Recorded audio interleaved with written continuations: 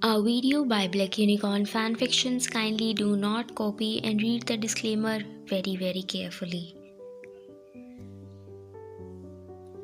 I graduated from college 2 months ago. Life has been one long facepalm ever since. No job, no interviews, not even a polite rejection email, which honestly feels like an insult. My parents didn't help either. Every morning they gave me those sad, disappointed looks the one parent save for when the dog chews the couch, or apparently when their daughter is unemployed. They kept saying things like, "You wasted all of your time, and look at others' kids, they are doing so well." Yes, thank you. I love waking up to motivational insults. All I wanted was some peace. I had read some books where the main girl goes to a pretty little countryside town, stays in her grandparents' old house, finds herself, finds her happiness, and the male lead too. They always walk into the sunset with perfect hair and no mosquitoes. So I thought, why not me? There was one big problem. I didn't even know where my grandparents' town was. I knew it existed. I knew they had lived there before I was born, but directions, zero. My sense of direction is so bad. I once got lost in the mall and made peace with dying near the food court. I asked my parents about it, and instead of helping, they started telling horror stories like I asked them for a bedtime nightmare. They said that the place, Raman Ka Adda, used to be a normal, but many years ago, a mad scientist lived there. People whispered that he kidnapped children at night and used them for strange experiments.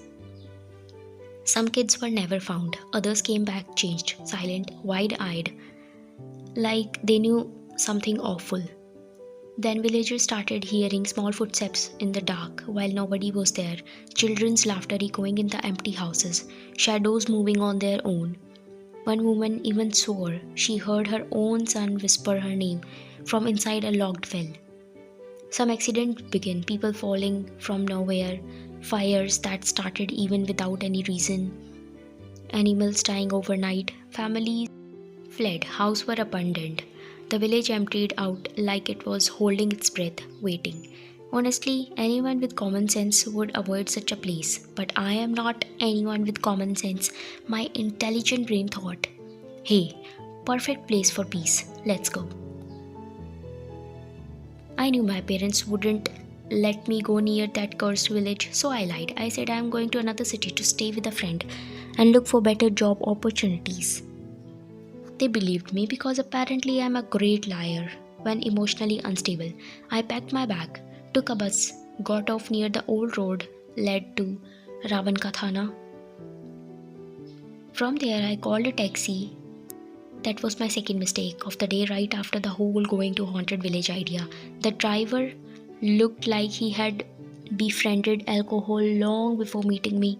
His eyes were red and he talked non-stop nonsense, telling me he could see things into the trees and the spirits likes visitors. I smiled politely while planning my escape because I did not sign up for a drunk ghost tour. When he stopped the car on a lonely road, I faked a bathroom emergency. I told him I would be right back. He grinned in a way that made me want to run faster than my GPA dropped in the last semester. I cried, like full embarrassing sobs, the kind that make your nose run, your soul leaves your lungs. I had no idea where I was. I couldn't call anyone.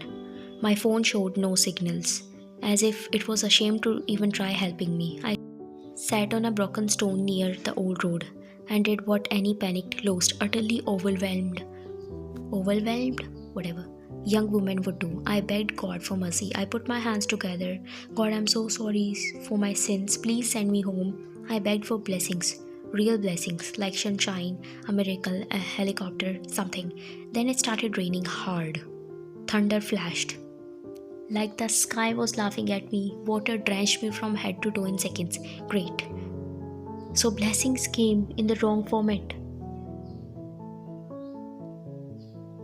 I ran towards the nearest building, an old structure that looked like it had lived through five horror movies already. The door creaked open on its own. which was not comforting at all, but rain beats the ghost, so I went inside. It was dark, dust covered everything. The smell was old, like memories that should have been thrown out years ago. My shadow was on the wall, made me jump, which was embarrassing even for me. My mind started producing horror thoughts like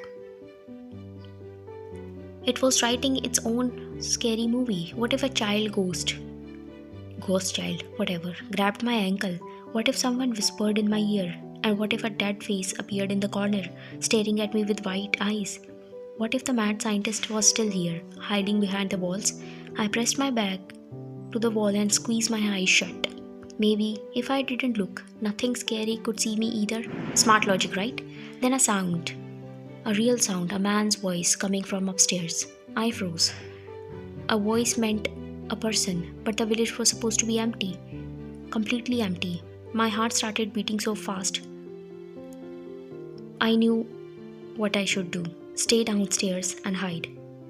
But no, because apparently I am that dumb female lead in a horror movie who thinks let me follow the mysterious noise in the creepy building.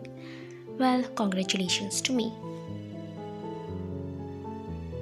I stepped on the creaky staircase, flinching at every noise, and started climbing up. With every step, the voice got clear. Men, more than one. I reached on the top floor, peeked into a large room with broken windows. My breath stopped. There were men in black, standing in a circle, all of them tall, still, and silent. And in the center, there was a man who looked much like their boss. He was pointing a chichi at another man, lying on the floor, wounded or maybe unconscious. The boss spoke again, his voice cold and calm. I covered my mouth. I should not be here.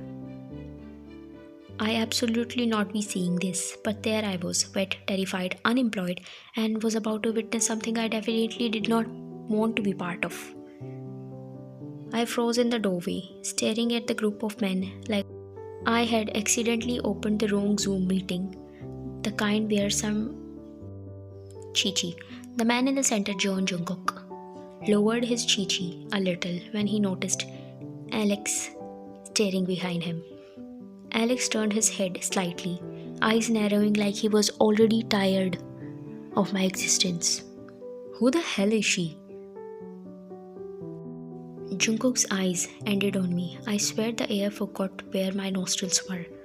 His expressions didn't change, but something inside him made me feel like he could read my Google search history and maybe judge it. Hi, I think I'm lost. Can someone help me? The men in black all turned their head at the same time. It felt like being judged by a group of stylish crows. Alex let out a chi-chi laugh. Lost, you sure? And I am the love of the life of Kim Namjoon. She's a spy, obviously. I don't know who Namjoon is, but she definitely is a spy. A spy? From where? The unemployment office? Jungkook didn't smile, not even a twitch. Great. A humorless mafia man. My luck was truly premium today. He took a step towards me, eyes steady, calm in a scary way. Who sent you? Literally no one. I sent myself, okay? I'm here because she is a spy from our rivals. Look at her. She has bad decisions written all over her face. Excuse me, bad decision? I was just came here for peace. You came to Ravankata, sweetheart. Peace died here before you were born. I sighed so hard my soul left my body. They kept accusing me and I kept giving them the most exhausted, annoyed answers of my life. I am not a spy. I swear on my dead grandma's life. I don't even know who your rivals are. I don't know who you are. I literally ran away from a drunk taxi driver. Can't a girl get lost without being accused of something? And what exactly would I be spying on you? Your fashion choices? My fashion choices are jhope. Watch your mouth. Jungkook didn't react to any of these. He just walked closer and handed me a bottle of water. Relax, drink it. I took the bottle because, dehydration and trauma go hand in hand. I drank half of it before my brain went, why does this taste like detergent? And then it hit me hard. The world started wobbling like a cheap animation. What did you put in the water? मैं पानी पानी हो गई. Brain cleaner. Well, it won't work on you because you don't have any. Told you, she's a spy. Only spies fake dizziness. I am not faking anything. I am suffering. Respect my suffering. Jungkook leaned against a broken table, arms crossed, watching me like he's studying a new species. Tell me the truth. Why did you come here? And because the drug turned me into the world's most honest idiot, I told them everything. Even my pocket money and the hole in my panty. I came here because my parents kept yelling at me that I couldn't find a job. And in the books, the girl goes to her grandparents' village and find peace and love and happiness. Instead, I find people with chi. I just wanted peace or at least a working phone signal. I really love my Yoongi. I'm gonna marry him. Beach. She's not a spy. She is not smart enough to be a spy. By the way, should I inform Taehyung about what she said about Yoongi? We don't need more problems. Yeah, first the pimple on my butt and now her. You don't have to reveal everything. Keep something to yourself. I keep a lot of things to myself. For example, the man you have been chi-chi till now is the wrong person. He grabbed Alex's collar. Why didn't you tell me before? You said you love suspense. Shit, we just chi-chi an innocent man. He's a chi-chi who ran away from the prison. Yoongi, marry me. Jungkook exhaled heavily, regretting his life decision. Let this man stay here and we should help this girl. Fantastic. We are babysitting now? Thank you. I am feeling very safe already. I opened my eyes and blinked at the familiar ceiling, the small crack shaped like Australia, the dusty fan pretending it didn't try to fall last summer, the poster of me Yoongi, my room, my own room, my bed, my blanket. Not a single mafia man or a creepy building in sight. Then my mom's voice finally dragged me back to the reality. Finally, you are awake. What happened? A man brought you home. He said he found you fainted on the road. Iron deficiency, probably. You never eat properly. Iron deficiency? Wow, the universe really woke me up with a slap of humiliation. A man? Who? Mom shrugged, unconcerned in that way. I didn't ask and I don't care. He didn't say much. He just dropped you off and left. At least someone cares about your health. Right, my health. Yes, that's definitely what he cared about. What if my left kidney is missing? He was a mafia. Well, somewhere in another dimension, Jungkook probably rolled his eyes at me fainting after being drugged. But sure, let's blame the lack of spinach. I rubbed my face, trying to process my return to normal life. No haunted village, no mafia, no Alex calling me dumb spy, no chi-chi drama, just my room, my mother, and my sad, anemic life. Mom cleared her throat. Mama, I missed you. Anyway, your father's friend has a small firm. He wants you to do a job there. Something simple. Maybe office work. Oh, how much will I get paid? Beggars aren't choosers. You'll start next week. Take a bath daily. Try to look like a human at least. If I had looked like that, I would be beautiful. I felt a stain on my peaches. I'm not a child anymore. You can't spank me. That's what she said. Shut up. Don't speak this in front of a child. I am happy that I got a job.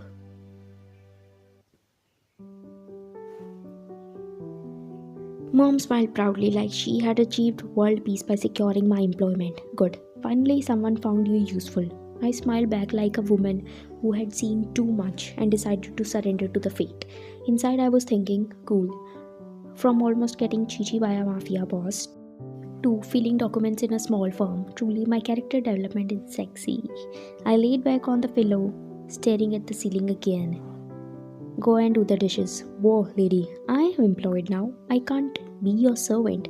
Your dad is cleaning the bathroom. A few months passed. I survived adulthood. My routine was simple: eat, sleep, work, repeat. Absolutely no chichi, no haunted houses, no drugged water, and honestly, it felt disappointing after everything I went through. Trauma really spoils you. Anyway, today I was at a giant, unnecessary wedding. Everything looked like it was sponsored by rich people who never even checked a bank balance in their lives. Flowers everywhere, shiny decorations, light that probably cost more than my entire degree. I was walking towards the buffet like a woman on a mission when I bumped into a very familiar chest because the man was tall and I was busy staring at the food. I looked up and saw him. International playboy standing there in black suit like he was trying to chichi every auntie in the wedding. And it was working. His hair was perfect. His face was perfect. Meanwhile, I was holding an empty plate. Oh, hi, you here? He gave the smallest nod, the mafia version of hello human. I attend weddings sometimes. Surprise. Thank you for helping me that day. Good. Then you owe me something. Why do I feel like you practiced that line into the mirror? Jungkook didn't answer, which means yes. He leaned closer. Act like my girlfriend just for tonight. I know I'm very, very pretty, but I'm not even that free. My parents are here. They want me to meet some random girl for marriage. I don't want to, so you are my girlfriend for tonight. What a basic. No, unique fanfiction plot. The creative author. Thank you, thank you. I'm sorry. Did I sign up for mafia acting classes? You owe me. Fine, but if someone ruined my mental peace by giving me judgmental looks, I am suing your soul. He offered me his arms. I took it. Instant regret. We walked together and his parents spotted us in zero point 0.3 seconds because of course they did. His mom's eyes widened. आगे खुद पढ़ लो. Read on your own now.